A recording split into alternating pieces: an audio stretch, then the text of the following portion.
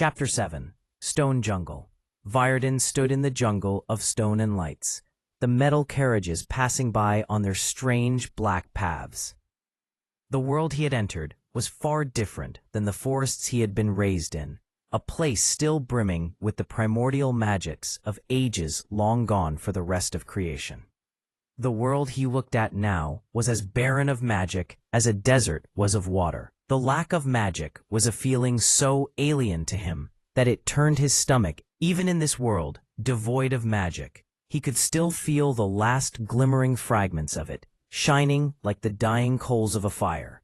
But what was unmistakable were the infernos of magic, both thousands of miles apart. One dark and ominous, and the other golden and radiant. The power of these two wellsprings of magic, secretly shaking the world to its core. Even now Viardin could feel the beasts that laid in hibernation beginning to stir, knowing instinctively that the thing they had been deprived of for centuries had been reintroduced into the world. The people of this world had no idea the world around them was already beginning to crumble. Instead, they chose to stop and stare at him, as if he were the strange one. Viardin looked at his reflection in the building next to him, which seemed to be primarily made of glass. His kind was not bound to one form all their life, but in this world, he felt that changing his appearance would be a struggle, so this form would have to suffice. Currently, he had long brown hair that met his shoulder blades. His facial features were delicate, and he was a bit on the shorter side. He wished he could change the pointed ears of his kind, or the kaleidoscopic eyes the Fae shared. A quandary occurred to Viardin. This land was vast, and he might not make adequate time if he personally approached either of his targets. Therefore, a more efficient method was needed, letting the magic flow out from him. Hundreds of the dark butterfly-like failings rose up from under his feet, manifestations of his boundless magic that did his bidding. The cloud of failings did as he willed and separated into two swarms, each turning into a knight, or rather, the best imitation of a knight he could manage without ever having seen one before.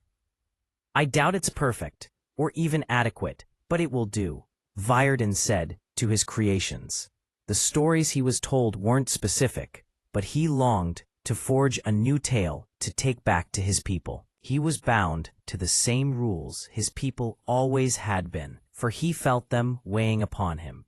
He could not meddle in the affairs of those who didn't possess magic within their soul, or at least not with his own actions. His predecessors had used humans in the past to steer things in the directions they desired, and he would do the same now.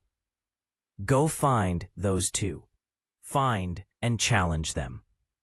Hopefully, that draws them to me, Viardin said with a dramatic wave, as the two forms dispersed into clouds of black butterflies. Looking around, Viardin noticed the crowd of people who had stopped to gawk at him. Foolish average folk who no one would believe. Several of the humans were bearing strange rectangular devices at him, some emitting lights and others waves of sound through the air itself. Despite the oddity of these inventions of the non-magical, Viardin deemed them to be no danger to him. Let them have their fun, Viardin exclaimed with another wave, as another swarm of butterflies engulfed him. When the butterflies faded, he was atop one of the massive towers of stone the humans had constructed. Viardin expected castles to be far more interesting to look at. These were little more than glorified, man-made mountains of weak stone and iron. The desire to reach the heavens must be great to build structures such as these. It was unfortunate they would find no gods when they got there. For even if such things did exist for these silly little mortal things, why would beings as large as them care for these short-lived, monstrous little vermin? Viardin was different, though. Unlike their debatably fictional deities, he did care, and he would see his goals through to the end, at any cost.